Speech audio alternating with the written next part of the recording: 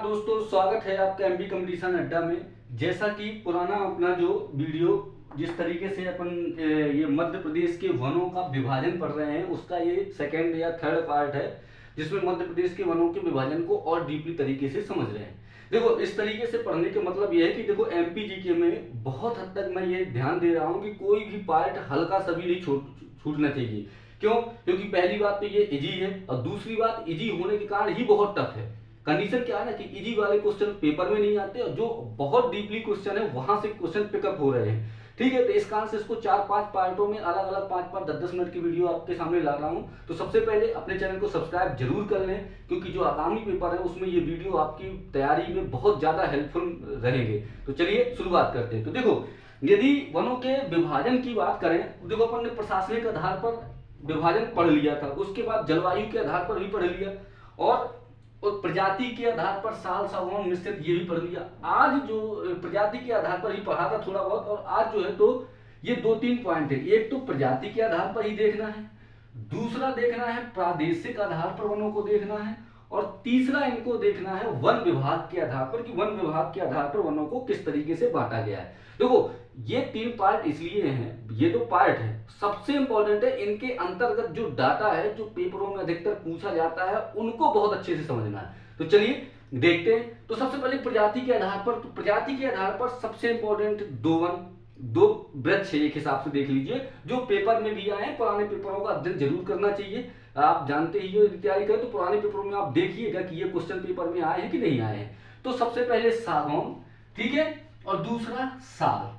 ये 2 जो है तो मध्य प्रदेश में सबसे अधिक मात्रा में वृक्ष पाए जाते हैं। तो ये जो वृक्षों की प्रजातियां हैं वो 2 हैं, मुख्य रूप से सागौन और साल। उसके बाद हो जाते हैं मिश्रित, और मिश्रित के बाद भी जो बचे तो अन्य की श्रेणी में रख देते हैं। इस तरीके से प्रजाति के बांटा गया। तो देखो, सागौन की सीधे सीधे एमपीपीएससी प्री में डायरेक्ट सीधा 23 या 24 का पेपर है, जिसमें सीधा इसका परसेंटेज पूछा गया है। तो जो सागौन यदि मध्य प्रदेश में देखा जाए, जो सागौन है वो मध्य प्रदेश में कितने परसेंट पाया जाता है, तो सागौन का जो प्रतिशत है वो है 19.36%।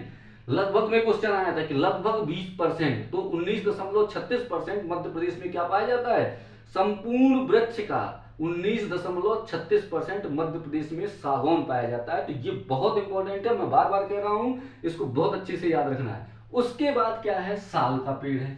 ठीक है, ये कितने परसेंट है, यदि साल की बात करें तो ये 4.15%। ठीक है, 4.15% के समथिंग क्या है, जो साल का वृक्ष है वो मध्य प्रदेश पाया जाता है। अब यदि क्वेश्चन आ जाए कि मध्य प्रदेश में मिश्रित वन कितने प्रतिशत पाए जाते हैं, क्योंकि प्रतिशत से क्वेश्चन आने लगे हैं तो इनको बहुत विशेष गौर देखना है। ठीक है, तो मिश्रित वन की बात करें तो 58.49%। कितने मिश्रित वन पाए जाते हैं, 58.49%। देखो, एक बात बहुत ध्यान से समझ लो कि पहले केवल प्रजाति के आधार पर साल, सागौन, मिश्रित अन्न इतना पढ़ लिया, काम चल गया। लेकिन अब इनके परसेंटेज आ गए हैं, तो इनके जो प्रतिशत है ना वो बहुत अच्छे से याद कर। जो पेपर का पैटर्न है ना, उसी हिसाब से अपन को उसके आगे निकल के चलना है, तभी अपन एग्जाम अच्छे से क्रैक कर पाएंगे। तो मिश्रित वन कितने हैं, 58.49%। अब यदि अन्य वनों की बात करें तो अन्य वन है 18%। कितने परसेंट है अन्य वन, 18%। तो चलिए एक बार देख लेते हैं, सागौन वन कितने परसेंट है, 19% के लगभग, लगभग 20% लिख लो या लगभग 18% लिख लो, जो भी यहाँ ऑप्शन में हो वो सही हो जाएगा। उसके बाद साल वन कितने हैं, तो 4% के लगभग ले लो। ठीक है, तो यहाँ पर 4% है या 5% के लगभग यहाँ ले सकते हैं। उसका मिश्रित वन कितने हैं मध्य प्रदेश में, तो 58 पॉइंट के समथिंग मिश्रित वन है। और अन्य वनों का प्रतिशत कितना है, तो मध्य प्रदेश में 18% है। तो बात यहाँ तक समझ में आई, याद हो गया। तो इसको बिल्कुल याद करना है, एकदम इंपॉर्टेंट है। मैं इसलिए बता रहा हूँ, आपको फोकस कर रहा हूँ कि कहाँ पर आपको याद करना है, कहाँ पर आपको जर्नल पढ़ लेना है। ठीक है, तो ये आपका हो गया प्रजाति के आधार पर वनों का विभाजन। सागौन हो गया, साल हो गया, और मिश्रित एवं अन्य वन का विभाजन हो गया। इसके बाद अब 2 क्वेश्चन ये हैं कि सबसे पहले तो ये है कि सागौन का वैज्ञानिक नाम बिल्कुल पता होना चाहिए, साल का वैज्ञानिक नाम बिल्कुल पता होना चाहिए। जो सागौन, साल से क्वेश्चन आ रहे हैं तो इनके वैज्ञानिक नाम हर हाल में पता होना चाहिए, क्योंकि इनके परसेंटेज अपन ने याद कर लिए 19 और 4, और इनके वैज्ञानिक नाम और। तो देखिए, चलिए सागौन का वैज्ञानिक नाम देखते हैं। सागौन जो है वृक्ष, उसका वैज्ञानिक नाम है टेक्टोना ग्रांडिस। क्या नाम है वैज्ञानिक नाम सागौन का? Tectona grandis. बिल्कुल इसको दिमाग में छाप लो, टेक्टोना ग्रांडिस। किसका नाम है? सागौन का वैज्ञानिक नाम है टेक्टोना ग्रांडिस। क्लियर हो गया। अब इसके बाद साल का वैज्ञानिक नाम, तो साल का यदि वैज्ञानिक नाम याद रखें तो सोरिया रोबुस्टा, सोरिया रोबुस्टा, सोरिया रोबुस्टा। तो देखो दो नाम, वृक्षों के दो वैज्ञानिक नाम याद रखने हैं, एक तो टेक्टोना ग्रांडिस नाम रखना है और दूसरा सोरिया रोबुस्टा। दो नाम वैज्ञानिक, दो वैज्ञानिक नाम बहुत इंपॉर्टेंट है। तो साल का वैज्ञानिक नाम क्या है? टेक्टोना ग्रांडिस है, और उसके सॉरी टेक्टोना ग्रांडिस सागौन का है, और साल का क्या है? सोरिया रोबुस्टा। तो ये दो वैज्ञानिक नाम बहुत इंपॉर्टेंट हो गए। ठीक है, अब इसके बाद देखते हैं कुछ चीजें और। साल और सागौन हो गए। इसके बाद देखा जाए तो प्रादेशिक आधार पर वनों का विभाजन देखते हैं। अच्छा, प्रादेशिक आधार पर वनों को 3 भागों में बांटा गया है। 3 भाग कौन कौन से? पहला भाग तो है विंध्य कैमूर श्रेणी। अब देखो, अब विंध्य कैमूर श्रेणी जो बेसिक से जिन्होंने एमपीजी के पढ़ा नहीं है, तो विंध्य कैमूर श्रेणी के लिए मेरा पुराना वीडियो प्ले लिस्ट में जाओगे, उसमें आपको पर्वत पहाड़ियां बहुत अच्छे से और नदियां एक एक करके पिन पॉइंट करके मैंने बताई, तो उस वाले वीडियो को देख लीजिए, तो आपको विंध्य कैमूर श्रेणी, सतपुड़ा मैकाल श्रेणी और मुरैना शिवपुरी पेटी सब पता चल जाएगा। तो प्रादेशिक आधार पर जो वनों को 3 भागों में बांटा गया। पहला जो था वो था विंध्य कैमूर श्रेणी के क्षेत्र में बांट दिया। दूसरा बांटा सतपुड़ा और मैकल श्रेणी के हिसाब से। ठीक है, कौन सा? सतपुड़ा और मैकल श्रेणी का। और तीसरा बांट दिया मुरैना शिवपुरी पेटी के हिसाब से। तो देखो 3 भाग हो गए। कौन कौन से? प्रादेशिक आधार पर वनों का विभाजन, विंध्य कैमूर श्रेणी, ठीक है, दूसरा सतपुड़ा मैकल श्रेणी, और तीसरा मुरैना शिवपुरी श्रेणी। अच्छा, अब कभी कभी सोचो आप कि ये 3 ही भाग क्यों? क्योंकि देखो मालवा उज्जैन, मैंने जो पुराना वीडियो शुरुआत की थी वन का, तो मैंने बताया था कि उज्जैन में बहुत कम वन है, तो मालवा क्षेत्र में वनों का प्रतिशत उतना नहीं है। ठीक है, लेकिन आपका जो विंध्य कैमूर क्षेत्र है और सतपुड़ा मैकल क्षेत्र है, यहाँ पर वनों का प्रतिशत अधिक है, इसलिए प्रादेशिक आधार पर 3 भागों में बांट दिया इसको। कौन कौन से? विंध्य कैमूर श्रेणी ले लिया, उसके बाद सतपुड़ा मैकल, ये होशंगाबाद का क्षेत्र उन्होंने कवर कर लिया, और विंध्य कैमूर में आपका रीवा पन्ना का ये जो पठार, ये बांधवा नगर, ये कुछ क्षेत्र आ जाएगा। ठीक है, और उसके बाद मुरैना शिवपुरी ले लिया, जो वहां थोड़ा कठिन वन पाए जाते हैं। तो 3 भागों में देख लिया, मुरैना शिवपुरी क्षेत्र देख लिया, विंध्य कैमूर श्रेणी देख लिया, सतपुड़ा मैकल। अब सिंपल सी बात है भाई कि विंध्य कैमूर और सतपुड़ा मैकल में कॉमन वृक्ष कौन सा होगा? साल और सागौन दोनों ही होंगे, कॉमन है ये। तो साल सागौन तो विंध्य कैमूर और सतपुड़ा पर्वत में होंगे ही, सतपुड़ा मैकल में। तो सागौन देख लीजिए, सागौन होगा।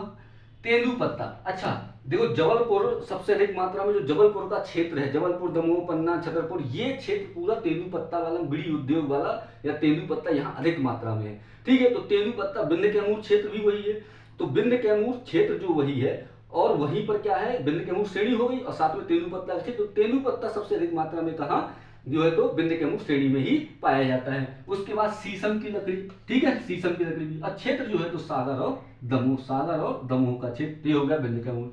अब सतपुड़ा मैकाल, मैंने पहले बता दिया है कि साल और सागौन को भूलना ही नहीं है अपन को, तो साल सागौन तो बिल्कुल इंक्लूड कर देना है। ठीक है, उसके बाद हर्रा, महुआ, बांस, ये भी है। अच्छा, मुरैना शिवपुरी बिल्कुल बताने की उतनी आपको पता है कि बबूल, खैर, पलाश, बेर, ये जो है तो मुरैना शिवपुरी। तो मुख्य बात ये थी कि क्वेश्चन कैसे पूछे, तो क्वेश्चन ऐसे पूछेगा कि मध्य प्रदेश को में प्रादेशिक आधार पर वनों को कितने भागों में बांटा गया? सिंपल सा क्वेश्चन, 1 2 3 4 ऑप्शन रहेंगे। ठीक है, तो उन ऑप्शनों को टिक कर देना है। आपको पता है कि 3 भागों में है। और थोड़ा सा डीपली पूछेगा तो ये पूछेगा कि इनमें से किस आधार पर जो जो ऑप्शन दिए रहेंगे प्रादेशिक आधार पर बांटे गए वनों का क्षेत्र है। तो 3 ऑप्शन में से एक ये कोई होगा, या तो विंध्य कैमूर होगा, या सतपुड़ा मैकाल होगा, या मुरैना शिवपुरी होगा। तो 3 आधार ये होगा। मतलब कैसे भी यहाँ से किसी भी प्रकार का क्वेश्चन बने तो वो जो है तो आंसर सही हो जाएगा। तो ये हो गया आपका प्रादेशिक आधार का विभाजन। अब चलिए देखते हैं, बहुत इंपॉर्टेंट बात है जो जहां से क्वेश्चन आने की और अधिक संभावनाएं हैं, वो है आपका वन विभाग के आधार पर। देखो वन विभाग एक संस्था है जिसने बांटा है। ठीक है, वन विभाग के आधार ये है। तो देखो एक तो होता है कैनोपी का क्षेत्र, मतलब जो पेड़ों की घनिष्ठता की भी बात करें, कितने कैनोपी के घनिष्ठता है उस आधार पर इन्होंने बांटा है। तो उसमें कहा है अति सघन वन, उसने भी 3 आधार पर बांटा है, सघन वन।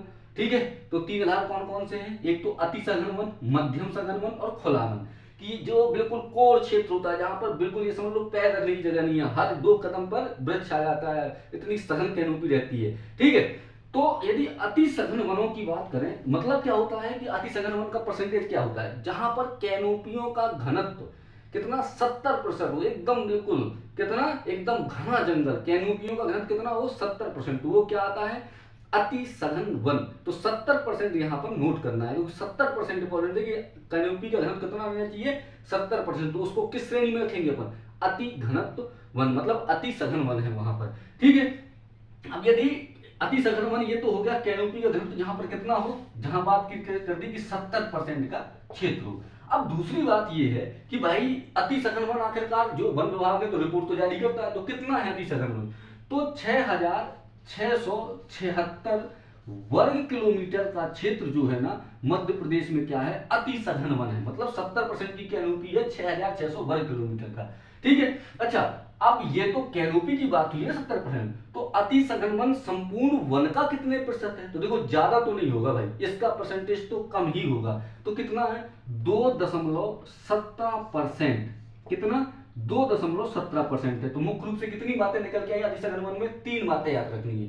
पहला बात तो अति सघन वन क्या होता है, जहां की कैनोपी 70% हो, और दूसरी बात क्या निकल के आई कि कितना वर्ग क्षेत्रफल है, तो 6,676 वर्ग किलोमीटर का क्षेत्र अति सघन वन है। तीसरी बात कितने परसेंटेज कितना है, तो 2.17% का क्षेत्र है। तो ये तीनों बातें कंप्लीट हो गई। अब इसके बाद देखते हैं और क्या है, ये तो हो गई अति सघन वन की बात। इसके बाद आ जाएगा मध्यम सघन वन, तो उसकी कैनोपी क्या है 70% तो हो गई अति सघन वन की। मध्यम सघन वन की कैनोपी होती है 40 से 70%, कितना 40 से 70% यदि वनों का कैनोपियों का घनत्व है तो वो क्या कहलाएगा मध्यम सघन वन की श्रेणी में आएगा। अच्छा, मध्य प्रदेश में इनका कितना है, तो 3,431 के समथिंग, ठीक है, कितना 34,000 के समथिंग है, 34,341 वर्ग किलोमीटर, ये ज्यादा है भाई, कितना 34,341 वर्ग किलोमीटर का क्षेत्र जो है ना मध्यम सघन वन का। तो इसका परसेंटेज उसका कितना था 2 दशमलव के समथिंग था, तो 34,341 वर्ग किलोमीटर का क्षेत्र, इसका परसेंटेज जो है तो कितना है 11.14%, ये मध्यम सघन वन का है। बात समझ में आई, अति सघन वन का समझा दिया, इसका क्या है केवल डाटा याद रखना है 34,341 वर्ग किलोमीटर, परसेंटेज 11.14%। इसके बाद करेंगे खुला वन की बात। अच्छा, खुला वन कितना है, खुले वन की बात करें तो कैनोपी यदि 10% हो, 40 से 70 किसकी कैनोपी की बात कर रहे हैं, जो मध्यम सघन वन है उसकी कैनोपी की बात कर रहे हैं 40 से 70, ठीक है। और उसके बाद जो मध्यम सघन कैनोपी की बात हो गई, अब खुले वन की जो बात करें तो वो हो जाएगी 10%, यानी 10% कैनोपी, मतलब एक वृक्ष यहाँ पर है, फिर एक वृक्ष बहुत दूर, फिर ऐसे इस तरीके से यदि वन है तो उसकी कैनोपी कितनी 10% ही आपकी मापी जाती है, ठीक है। अब इसमें से कितना क्षेत्र है ये, तो इसका क्षेत्र सबसे ज्यादा होगा, ठीक है, कितना सबसे ज्यादा क्षेत्र इसी का होगा 465 वर्ग किलोमीटर, वर्ग किलोमीटर 11,34,465 वर्ग किलोमीटर क्या है खुला वन है अपने मध्य प्रदेश में, 11,34,465 वर्ग किलोमीटर जो है मध्य प्रदेश का खुला वन है। कितने परसेंट है ये 11.83% के समथिंग ये जो है तो वन है। तो देखो मुख्य रूप से ये वनों की रही प्रजातियों के आधार पर। तो अभी ये 3-4 टाइप के और वीडियो बनने वाले हैं, और करंट अफेयर्स और साथ में जो ट्रिक हिस्ट्री की जो ट्रिकों की क्लास है वो जरूर देख लीजिएगा, क्योंकि आपकी तैयारी जो है तो जो जीएस की तैयारी है ना जीके की वो बहुत ही शानदार हो जाएगी। तो चैनल को सब्सक्राइब लाइक शेयर जरूर करें ताकि इस तरीके की वीडियो और आपके सामने बहुत जल्दी प्रस्तुत हो सके। धन्यवाद, मिलते हैं अगले वीडियो में।